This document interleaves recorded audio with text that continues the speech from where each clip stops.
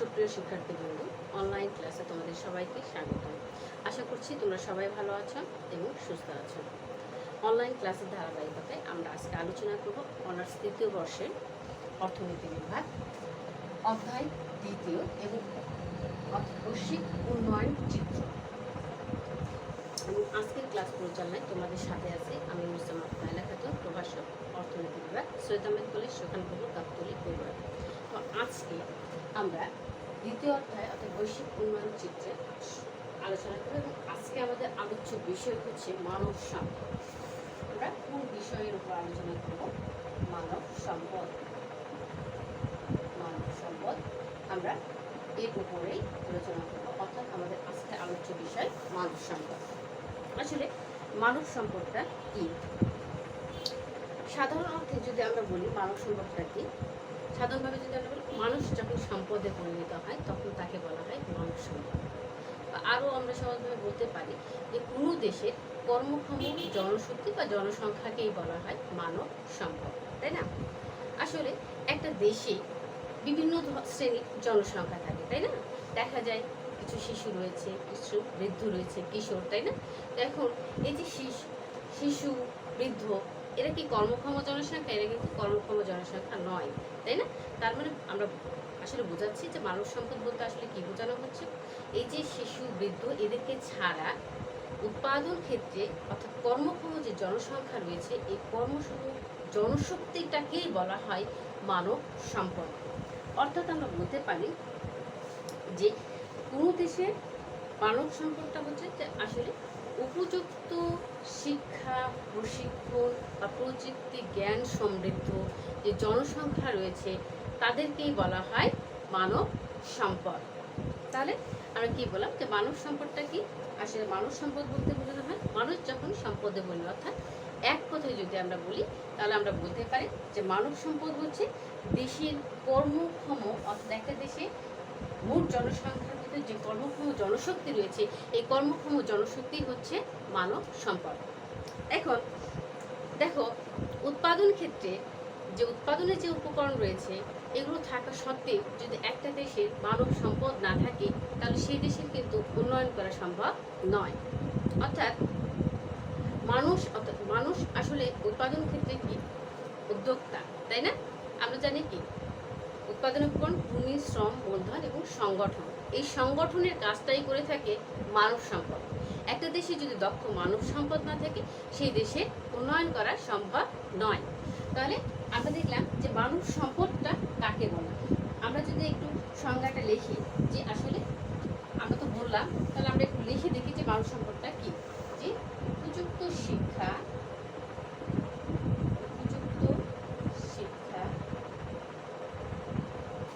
প্রশিক্ষণ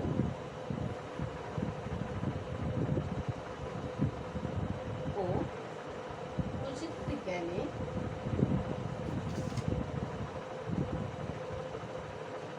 সমৃদ্ধ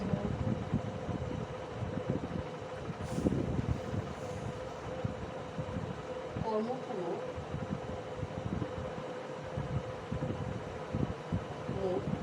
জনশক্তিকে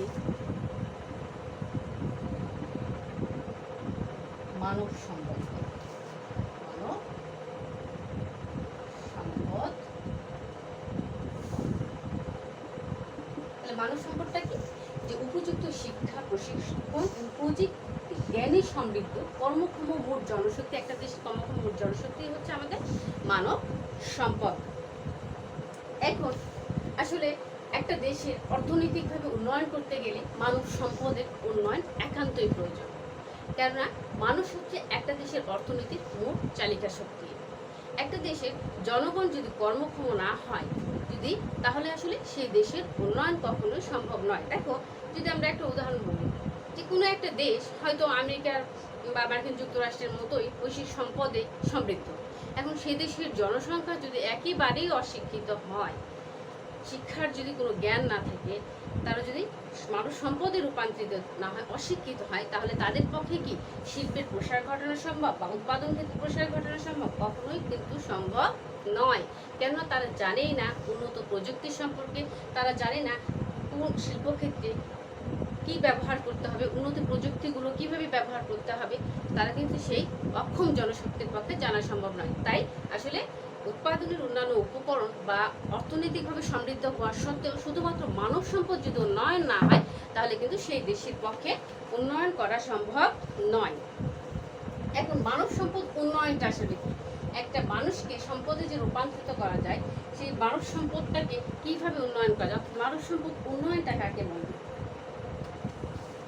এখন মানব সম্পদ উন্নয়নটা হচ্ছে আসলে যে প্রক্রিয়ার মাধ্যমে দেশের কর্মক্ষম জনশক্তিকে অর্থাৎ মানব সম্পদে রূপান্তরিত করা হয়, সেটাই হচ্ছে মানব সম্পদ উন্নয়ন। তাহলে আমরা কি বললাম? যে আসলে যে প্রক্রিয়ার মাধ্যমে দেশের মোট কর্মক্ষম জনশক্তিকে উপযুক্ত শিক্ষা, প্রশিক্ষণ, প্রযুক্তি জ্ঞানে সমৃদ্ধ করা হয়, তাকেই বলা হয় মানব সম্পদ উন্নয়ন। অর্থাৎ জনসংখ্যাকে উপযুক্ত শিক্ষা, প্রশিক্ষণ, প্রযুক্তি জ্ঞানে সমৃদ্ধ করার প্রক্রিয়াটাই বা প্রসেসিংটাই হচ্ছে মানব সম্পদ উন্নয়ন। তাহলে মানব সম্পদ উন্নয়নটা আমরা জানলাম যে মানব সম্পদ উন্নয়নটা কাকে বলে। মানব সম্পদ উন্নয়ন, মানব সম্পদ উন্নয়ন। একটা দেশের অর্থনীতি চালিকা হচ্ছে মানুষ এবং মানব সম্পদ উন্নত মানব সম্পদ উন্নয়ন। তাহলে মানব সম্পদ উন্নয়নটাকে আসলে যে প্রক্রিয়ার মাধ্যমে উপযুক্ত শিক্ষা, প্রশিক্ষণ, প্রযুক্তি জ্ঞানে একটা দেশের জনসংখ্যাকে মানব সম্পদে রূপান্তরিত করা হয়, সেটা তাকেই বলা হচ্ছে মানব সম্পদ উন্নয়ন। অর্থনীতিবিদ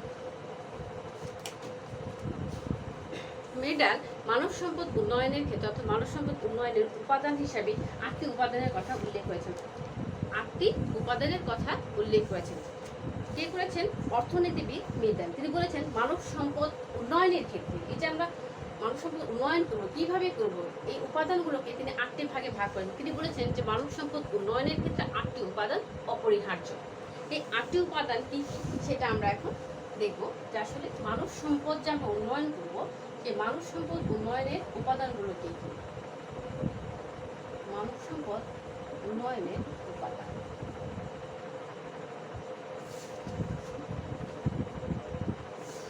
অর্থনীতিবিদ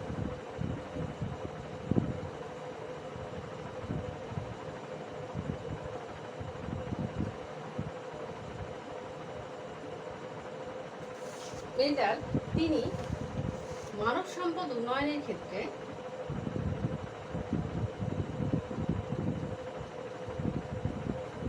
মানব সম্পদ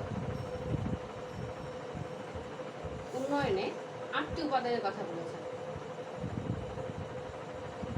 মানব সম্পদ উন্নয়নের জন্য 8টি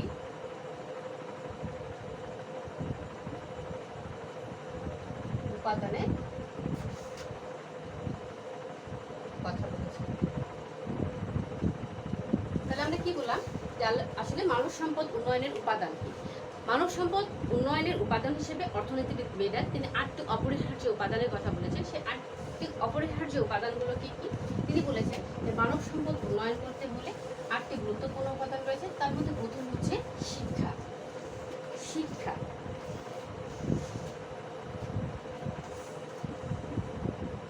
উপাদানগুলো আমরা দেখি। খাদ্য ও পুষ্টি, এরপর হচ্ছে শিক্ষা,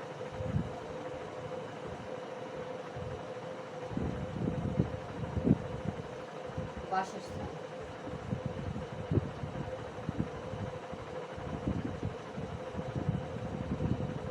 স্বাস্থ্য, তারপর বলেছেন বস্ত্র। অর্থাৎ খাদ্য, পুষ্টি, শিক্ষা, বাসস্থান, স্বাস্থ্য, এরপরে জনসংযোগ মাধ্যম, জনসংযোগ মাধ্যম, পরিবহন সুবিধা,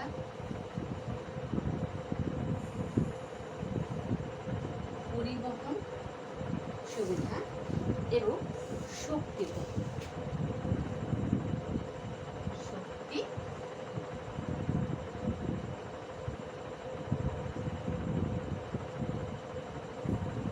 এবং শক্তি। তাহলে আমরা কি বললাম? যে মানব সম্পদ উন্নয়নের ক্ষেত্রে অর্থাৎ মানব সম্পদ উন্নয়নের উপাদান হিসেবে 8টি অপরিহার্য উপাদানের কথা বলেছেন অর্থনীতিবিদরা। সেগুলো কি কি? খাদ্য ও পুষ্টি, শিক্ষা, বাসস্থান, স্বাস্থ্য, বস্ত্র, জনসংযোগ মাধ্যম, পরিবহন সুবিধা এবং শক্তিবল। তিনি এই 8টি অপরিহার্য উপাদানের কথা বলেছেন মানব সম্পদ উন্নয়নের ক্ষেত্রে। অর্থাৎ মানব সম্পদ উন্নয়ন করতে গেলে এই 8টি উপাদানের উন্নয়ন অবশ্যই করাতে হবে, তাহলে মানব সম্পদ উন্নয়ন করা সম্ভব। এছাড়াও মানব সম্পদ উন্নয়নের সূচক হিসাবে আরও 3টি সূচকের কথা বলেছেন। আরও 3টি সূচক হচ্ছে শিক্ষা, একটা হচ্ছে আয়ুষ্কাল, জ্ঞান অর্জন বা শিক্ষা এবং জীবনযাত্রার মান। তাহলে মানব সম্পদ উন্নয়নের এই 8টি উপাদান ছাড়াও মানব সম্পদ উন্নয়নের আরও 3টি সূচকের কথা বলেছেন। তাহলে মানব সম্পদ উন্নয়নের সূচক হচ্ছে 3টি। মানব সম্পদ উন্নয়নের সূচক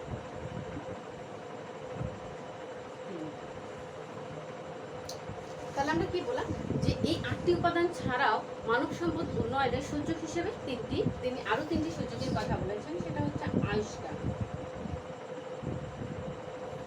আয়ুষ্কাল, জ্ঞান অর্জন, শিক্ষা যেটাকে আমরা বলি, এবং 3 নাম্বারটা হচ্ছে জীবনযাত্রার মান। জীবনযাত্রার মান। তাহলে মানব সম্পদ উন্নয়নের সূচক হিসেবে তিনি আয়ুষ্কাল রয়েছেন। আয়ুষ্কালটা আসলে পরিমাপ করা হয়ে থাকে মানুষের জীবন প্রত্যাশাকে বিবেচনা করে, অর্থাৎ মানুষের জীবন প্রত্যাশার উপর নির্ভর করে আয়ুষ্কালটা।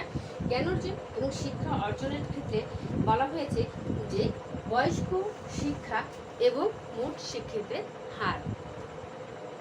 এরপর জীবনযাত্রার মান বলতে আসলে বোঝানো হয়েছে মানুষের মাথা পিছু আয়টাকে বোঝানো হয়েছে। এক্ষেত্রে যে মানুষের মাথা পিছু আয়টার ওপরেই আসলে জীবনযাত্রার মান অর্থাৎ মানব উন্নয়নের সূচক নির্ভর করে। তাহলে আমরা দেখলাম যে আসলে মানব সম্পদটা কি, মানব সম্পদ উন্নয়নটা কি, তাই না? এবার আমরা আলোচনা করব মানব সম্পদ, বাংলাদেশে মানব সম্পদ উন্নয়নের গুরুত্বটা আসলে কি।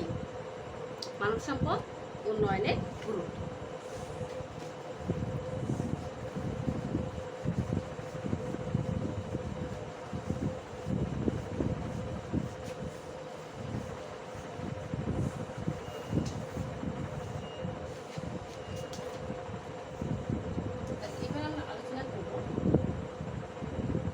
বাংলাদেশে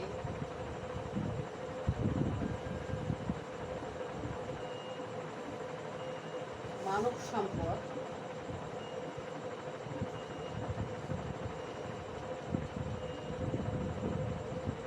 উন্নয়নের প্রয়োজনীয়তা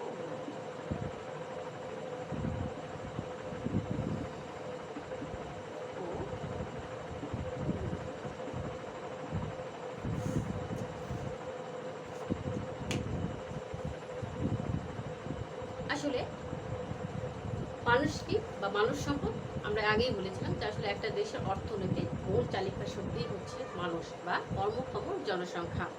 কর্মক্ষম জনসংখ্যা ছাড়া একটা দেশের উন্নয়ন করা সম্ভব নয়, তাই না? যদিও আমরা কিন্তু জনবহুল দেশ, মানব সম্পদে আমরা কি অর্থাৎ আমরা জনসংখ্যা অনেক বেশি আমাদের দেশে, কিন্তু এই জনসংখ্যাকে যদি আমরা জনশক্তিতে রূপান্তর করতে পারি তাহলেই কিন্তু আমাদের দেশের উন্নয়ন সম্ভব। তাহলে দেখা যায় যে আসলে মানব সম্পদ উন্নয়নে আমাদের অর্থাৎ বাংলাদেশের গুরুত্বটা কি।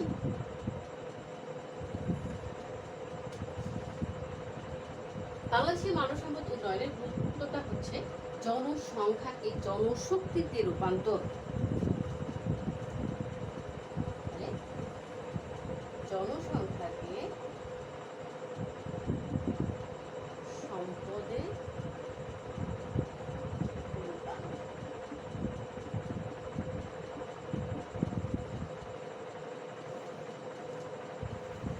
জনসংখ্যাকে জনশক্তি বা সম্পদে রূপান্তরিত করতে গেলে মানব সম্পদ উন্নয়নের কোনো বিকল্প নেই। এই জন্য আমাদেরকে কী করতে হবে? মানব সম্পদটাকে যদি আমরা উন্নয়ন করতে চাই, তাহলে মানব সম্পদ উন্নয়নের অপরিহার্য যে উপাদানগুলো রয়েছে সেগুলো উন্নয়ন ঘটাতে হবে। অর্থাৎ শিক্ষা, চিকিৎসা, বাসস্থান, স্বাস্থ্যসেবা এগুলো নিশ্চিত করতে হবে। এগুলো নিশ্চিত করলে আমরা জনসংখ্যাকে সম্পদে রূপান্তরিত করতে, অর্থাৎ জনসংখ্যাকে সম্পদে রূপান্তরিত করার জন্য আমাদের বাংলাদেশে মানব সম্পদ উন্নয়নের যথেষ্ট গুরুত্ব রয়েছে। দক্ষ শ্রমিক ও কারিগর তৈরির ক্ষেত্রেও মানব সম্পদের যথেষ্ট মানব সম্পদ উন্নয়নের প্রয়োজনীয়তা রয়েছে। আমরা তাহলে কি দক্ষ শ্রম শক্তি,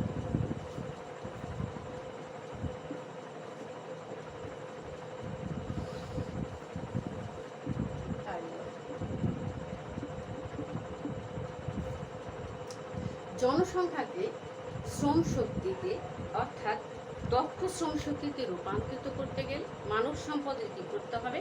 উন্নয়ন করতে হবে। অর্থাৎ এদেরকে বিভিন্ন কারিগরি শিক্ষা বা প্রশিক্ষণের আওতায় নিয়ে আসতে হবে। তাহলেই আমরা কি করতে পারবো? জনসংখ্যাকে জনশক্তিতে বা দক্ষ জনশক্তিতে রূপান্তরিত করতে পারবো। কেননা যদি হাতে কলমে শিক্ষা না দেওয়া হয়, কারিগরি শিক্ষা শিক্ষিত না করা হয়, তাহলে আসলে একজন শ্রমিকের পক্ষে দক্ষ হয়ে ওঠা খুবই কঠিন। কারণ দক্ষ শ্রম শক্তি রূপান্তরিত করার জন্য শ্রমিককে মানব সম্পদ উন্নয়নে যথেষ্ট গুরুত্ব বা প্রয়োজনীয়তা রয়েছে। জীবনযাত্রার মান উন্নয়ন,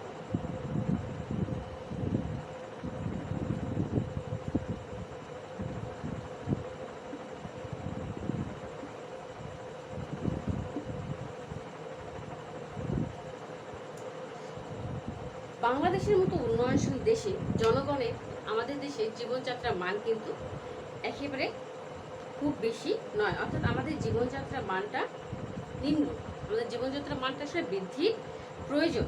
তাহলে বিভিন্ন পেশায় যদি আমরা দক্ষ জনশক্তি সৃষ্টি করতে পারি, তাহলে কি হবে?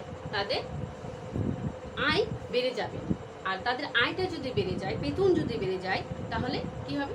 জনগণের জীবনযাত্রার মান উন্নয়ন হবে, দেশের জনসংখ্যার জীবনযাত্রার মানের উন্নয়ন ঘটবে। তাহলে কেননা জনগণের আয়ের উপরেই আসলে জীবনযাত্রার মান নির্ভরশীল। তাহলে এই জন্য জীবনযাত্রার মান উন্নয়নের জন্য আমাদের দেশে মানব সম্পদ উন্নয়নের যথেষ্ট প্রয়োজনীয়তা রয়েছে। জনশক্তি রপ্তানি, জনশক্তি রপ্তানি,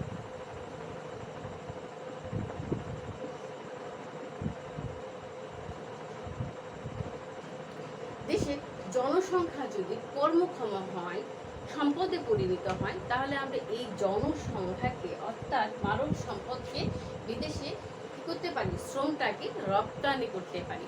শ্রম রপ্তানির মাধ্যমে আমরা কি করতে পারি? প্রচুর বৈদেশিক মুদ্রা আয় করতে পারি, যা আমাদের দেশে রেমিটেন্স আয় হিসাবে গণ্য। অর্থাৎ এই বৈদেশিক আয়টা আমাদের কি হবে? বৃদ্ধি পাবে। বৈদেশিক আয় বৃদ্ধি পেলে কি হবে? আমাদের দেশের অর্থনৈতিক উন্নয়ন আরো বেড়ে যাবে। এই জন্য আসলে বলা হচ্ছে যে শ্রম শক্তি রপ্তানি করার জন্য দক্ষ মানব শক্তি বা শ্রম শক্তি মানব সম্পদ উন্নয়নের প্রয়োজন। কেননা আমাদের দেশের শ্রম শক্তি কিন্তু অন্যান্য দেশের তুলনায় দক্ষ, অর্থাৎ কারিগরি দক্ষতা খুবই কম, এরা কর্মক্ষম নয়। তাই এদেরকে প্রয়োজনীয় প্রশিক্ষণের বা প্রয়োজনীয়তা রয়েছে। প্রয়োজনীয় প্রশিক্ষণ দিয়ে আমরা দক্ষ জনশক্তিতে রূপান্তরিত করতে পারি। তা এরপরে আমরা যেটা দেখব, মূলধন গঠন।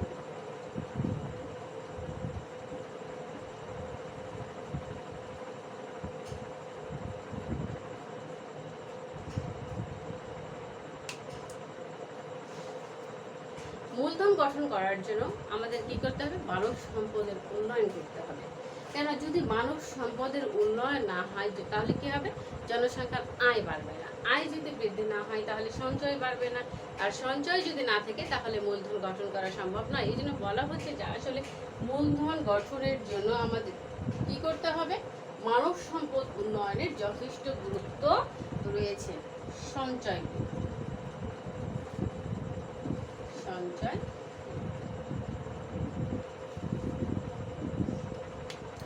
জনগণের সঞ্চয় বৃদ্ধির জন্য আমাদের মানব সম্পদ উন্নয়নের যথেষ্ট গুরুত্ব রয়েছে। কেননা যদি মানুষের আয়টা শ্রমিকের আয় যদি কম হয় তাহলে তারা যা সঞ্চয় করবে, যা আয় করবে, সেটাই তাদের জীবন ধারণের জন্য ব্যয় হয়ে যাবে। তাহলে তারা সঞ্চয়টা করবে কিভাবে? আর শ্রম শক্তিটাকে যখন আমরা উন্নয়ন ঘটাতে পারবো, দক্ষ শ্রম শক্তি হিসাবে গঠন করতে পারবো, মানব সম্পদ উন্নয়ন ঘটাতে পারবো, তখন তাদেরকে দক্ষ শ্রম শক্তিতে রূপান্তরিত হবে, তাদের আয়টা বেড়ে যাবে, তখন তারা কি করতে পারবে? সঞ্চয় করতে পারবে। এই জন্য বলা হচ্ছে যে সঞ্চয় বৃদ্ধি করার জন্য বাংলাদেশের মতো দেশে মানব সম্পদ উন্নয়নের যথেষ্ট গুরুত্ব রয়েছে। উৎপাদন বৃদ্ধি,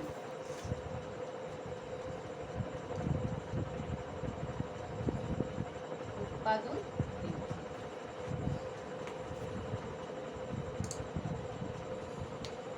মানব সম্পদ উন্নয়নের মাধ্যমে দক্ষ শ্রমিক বা উদ্যোক্তা শ্রেণী তৈরি করা সম্ভব, তাই না? তাহলে কি হবে? এতে করে কিন্তু উৎপাদনশীলতা, যদি শ্রমিক যদি কর্মক্ষম হয়, দক্ষ হয়, তাহলে কি হবে? উৎপাদনশীলতা, তাদের কর্মস্থান বৃদ্ধি পাবে, উৎপাদনশীলতা একই সাথে বৃদ্ধি পাবে। এই জন্য বলা হচ্ছে যে উৎপাদন বৃদ্ধি অর্থনৈতিক উন্নয়নের জন্য উন্নয়নকে ত্বরান্বিত করে। এই জন্য আসলে মানব সম্পদ উন্নয়নটা আমাদের একান্ত প্রয়োজন। এরপরে হচ্ছে অবকাঠামোগত উন্নয়ন।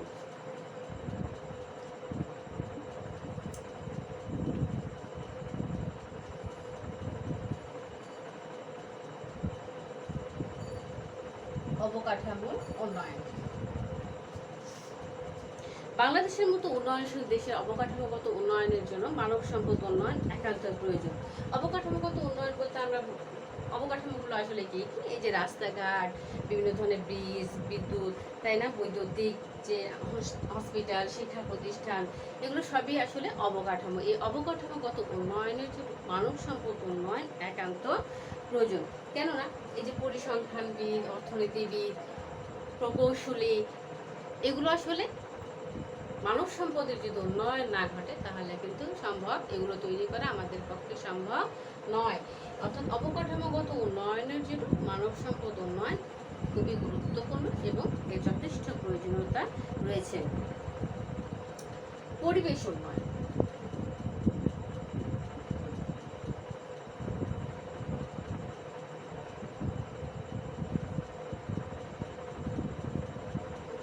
পরিবেশ উন্নয়নের জন্য মানব সম্পদের যথেষ্ট গুরুত্ব রয়েছে। এই যে আমাদের দেশে আসলে বিভিন্ন ধরনের নদী ভরাট, পাহাড়, তাই না, পাহাড় কেটে ফেলা, এগুলো নৈমিত্তিক ব্যাপার, তাই না? তাই এগুলো পরিবেশের কি করে? এগুলো যে আমরা কেটে ফেলছি, এগুলো পরিবেশের বিপর্যয় ঘটায়। যদি মানব সম্পদ শিক্ষিত হয় তাহলে কি হবে? তারা কিন্তু কি এই অন্যায় কাজগুলো করবে না। এই জন্য বলা হচ্ছে যে শিক্ষার মাধ্যমে জনসংখ্যাকে সম্পদের উন্নয়ন, এই মানব সম্পদ, এই জনসংখ্যাকে যদি মানব সম্পদে রূপান্তরিত করা যায় তাহলে পরিবেশের এই বিপর্যয় আমরা কিন্তু রক্ষা করতে পারি। অর্থাৎ পরিবেশের উন্নয়নের জন্য পরিবেশটাকে আমরা সুন্দর, পরিচ্ছন্ন, পরিপাটি করে রাখতে পারি যদি মানব সম্পদের উন্নয়ন ঘটাতে পারি, জনসংখ্যাকে শিক্ষিত করে তুলতে পারি। এই জন্য বলা হচ্ছে যে পরিবেশের উন্নয়নের জন্য আসলে মানব সম্পদের উন্নয়নের যথেষ্ট গুরুত্ব রয়েছে।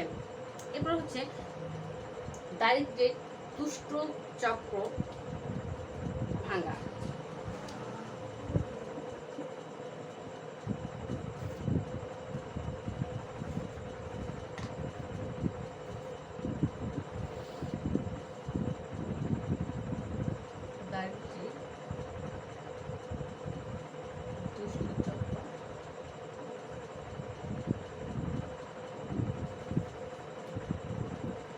দারিদ্র্যের দুষ্ট চক্রটাকে, দারিদ্র্যের দুষ্ট চক্রটা হচ্ছে আসলে যখন কোনো দেশের জনসংখ্যা আয় কম হলে কি হবে? সঞ্চয় কম। সঞ্চয় কমটা হলে কি হবে? মূলধন গঠন কম হবে। মূলধন কম হলে উৎপাদন কম হবে। এই যে এটা চক্রাকারে ঘটতে থাকে, এটাই হচ্ছে আসলে দারিদ্র্যের দুষ্ট চক্র। এই দারিদ্র্যের দুষ্ট চক্রটাকে যদি আমরা ভাঙতে চাই, একটা দেশকে যদি উন্নয়ন করতে চাই, তাহলে আমাদের কি করতে হবে? মানব সম্পদের উন্নয়ন ঘটাতে হবে। মানব সম্পদের উন্নয়ন হলে একটা দেশ কি আর দারিদ্র থাকবে না। অর্থাৎ তখন জনসংখ্যার জীবনযাত্রার মানের উন্নয়ন ঘটবে, তাদের আয় বেড়ে যাবে। আয় বেড়ে গেলে তাহলে আপনি আমাদের কী হবে? সঞ্চয় বাড়বে, মূলধন গঠন বৃদ্ধি পাবে। এর ফলে আমরা কি করব? আমাদের উৎপাদন বৃদ্ধি পাবে, শ্রমশক্তি নিয়োগ বৃদ্ধি পাবে, অর্থাৎ বেকার সমস্যার সমাধান হবে।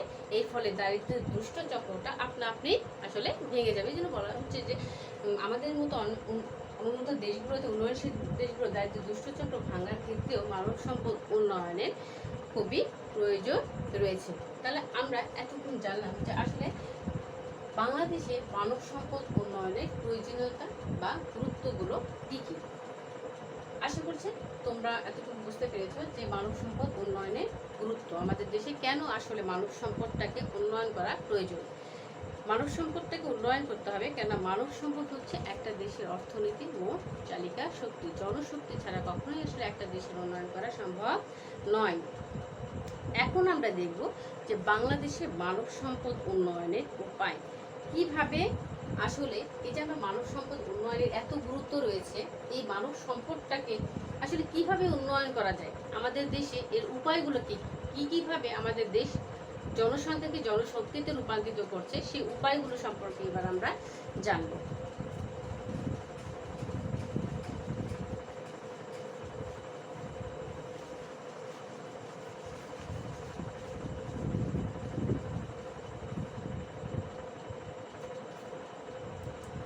বাংলাদেশে মানব সম্পদ উন্নয়নের উপায়।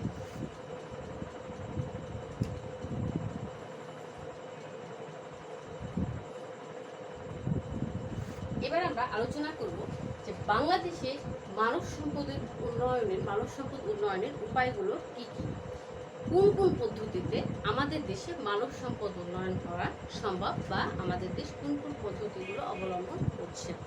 তাহলে বাংলাদেশে মানব সম্পদ উন্নয়নের অর্থাৎ মানব সম্পদের যেহেতু যথেষ্ট গুরুত্ব প্রয়োজনীয়তা রয়েছে, তাই মানব সম্পদ উন্নয়নের উপায়গুলো কী কী এগুলো আমরা এখন জানবো। যে প্রথম উপায় হিসেবে সার্বজনীন প্রাথমিক শিক্ষা। তাহলে আমরা কি বললাম, প্রথম উপায় হচ্ছে সার্বজনীন প্রাথমিক শিক্ষা। প্রথম উপায় হিসেবে আমরা বলবো যে সার্বজনীন প্রাথমিক শিক্ষা। দেশের সকল অনূর্ধ্ব 10 বছর বয়সী ছেলে মেয়েদেরকে যদি শিক্ষার আওতায় আনা যায়, তাহলে মানব সম্পদ উন্নয়ন করা সম্ভব। কেননা একজন পুরুষকে যদি শিক্ষিত করা হয় তাহলে কি হবে, তাহলে শুধুমাত্র একজন পুরুষই কিন্তু শিক্ষিত হবে, কিন্তু একজন নারীকে যদি শিক্ষিত করা হয় তাহলে কি হবে, একটা পরিবারকে শিক্ষিত করা সম্ভব হবে। অর্থাৎ মা যদি শিক্ষিত হয় তাহলে আসলে একটা শিক্ষিত জাতি গড়া সম্ভব। এই জন্য বলা হচ্ছে যে সার্বজনীন প্রাথমিক শিক্ষা, অর্থাৎ অনূর্ধ্ব 10 বছরের ছেলে মেয়েদেরকে যদি একই সাথে শিক্ষা প্রদান করা হয় তাহলে মানব সম্পদ উন্নয়ন করা সম্ভব। তাহলে আমরা কি বলবো যে দেশের সকল নাগরিককে উপযুক্ত শিক্ষার মাধ্যমে মানব সম্পদ উন্নয়ন করা যায়। বয়স্ক নিরক্ষরতা দূরকরণ।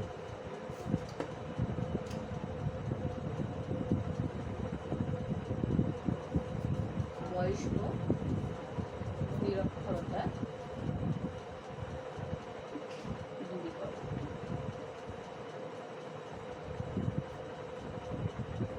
বয়স্ক নিরক্ষরতা দূরীকরণ। আমাদের দেশের শিক্ষিতের হার 65%, তাই না?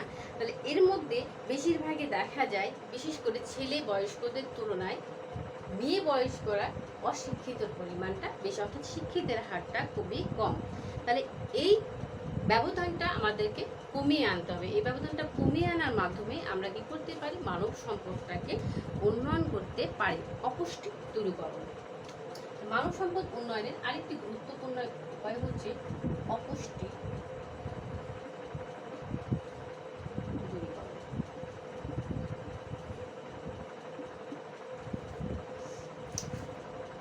অপুষ্টি আমাদের দেশের একটি বড় সমস্যা। আমাদের দেশে দেখা যায় যে জন্ম সময় বেশিরভাগই শিশুগুলো অপুষ্টিতে ভোগে, এবং দেখা যায় যে বেশিরভাগই শিশু অল্প ওজন নিয়ে জন্মগ্রহণ করে। তাহলে এই অপুষ্টিটাকে যদি আমরা দূরীকরণ করতে পারি তাহলে মানুষের যে স্বাস্থ্য সমস্যাটা রয়েছে, বিভিন্ন রোগ ব্যাধিতে যে আক্রমণ হয় মানুষের, এতে করে কী হয়, অনেক সময় দেখা যায় শিশু মৃত্যু ঘটে, তাই না, মাতৃমৃত্যু ঘটে। তাহলে এই অপুষ্টি যদি আমরা দূর করতে পারি তাহলে কী হবে, মানব সম্পদ অপুষ্টি দূরীকরণের মাধ্যমে মানব সম্পদের উন্নয়ন ঘটানো সম্ভব। সবার জন্য ঋণ সুবিধা। সবার জন্য ঋণ সুবিধা।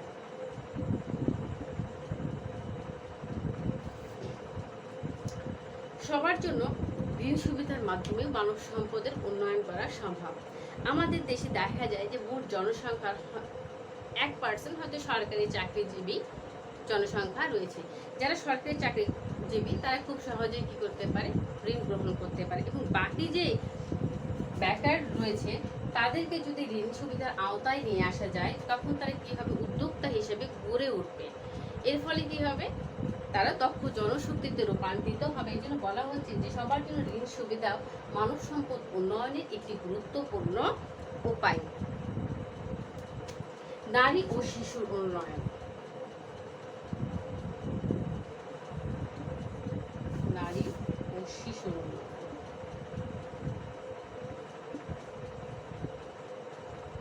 নারী ও শিশু উন্নয়ন। নারী ও শিশুর স্বাস্থ্য রক্ষা অর্থাৎ নিরক্ষরতা দূরীকরণ, স্বাস্থ্য, পরিবার পরিকল্পনা এগুলোর উন্নয়নের মাধ্যমেও আমরা নারী ও শিশুর উন্নয়নের মাধ্যমে কি করতে পারি, মানব সম্পদের উন্নয়ন করতে। অর্থাৎ মানব সম্পদ উন্নয়নের আরেকটি উপায় হচ্ছে নারী ও শিশুর উন্নয়ন। অবকাঠামোগত উন্নয়নের মাধ্যমে কি করা যায়, মানব সম্পদের উন্নয়ন করা সম্ভব। যদি অবকাঠামোর উন্নয়ন না ঘটে তাহলে আসলে মানব সম্পদের উন্নয়ন করা সম্ভব নয়। তো রাস্তাঘাট, যোগাযোগ মাধ্যম এগুলো যদি, বিদ্যুৎ এগুলোর যদি উন্নয়ন না ঘটে তাহলে মানব সম্পদের উন্নয়ন করা সম্ভব নয়। এরপর আমরা বলবো কর্মসংস্থান বৃদ্ধি।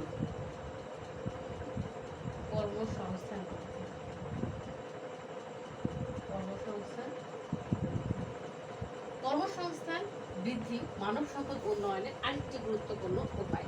দেশের জনসংখ্যা যদি কর্মসংস্থান বৃদ্ধি করা যায় তাহলে মানব সম্পদ উন্নয়ন করা সম্ভব। এরপর আমরা বলবো জীবনযাত্রার মান উন্নয়ন।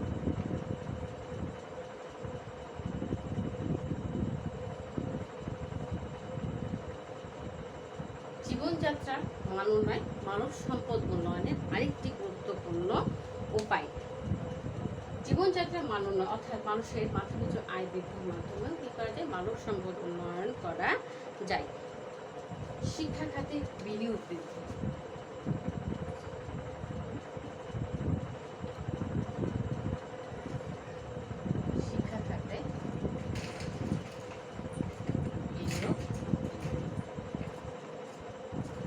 শিক্ষা খাতে বিনিয়োগ বৃদ্ধির মাধ্যমে মানব সম্পদকে কি করা যায়, উন্নয়ন ঘটানো সম্ভব, তাই না? অর্থাৎ প্রচলিত বিশেষত বয়স্ক শিক্ষা, শিশু শিক্ষা, প্রাথমিক শিক্ষা এগুলোর যদি উন্নয়ন করা সম্ভব তাহলে সেক্ষেত্রে আমরা মানব সম্পদটাকে উন্নয়ন করতে পারি। মৌলিক চাহিদা পূরণ। মৌলিক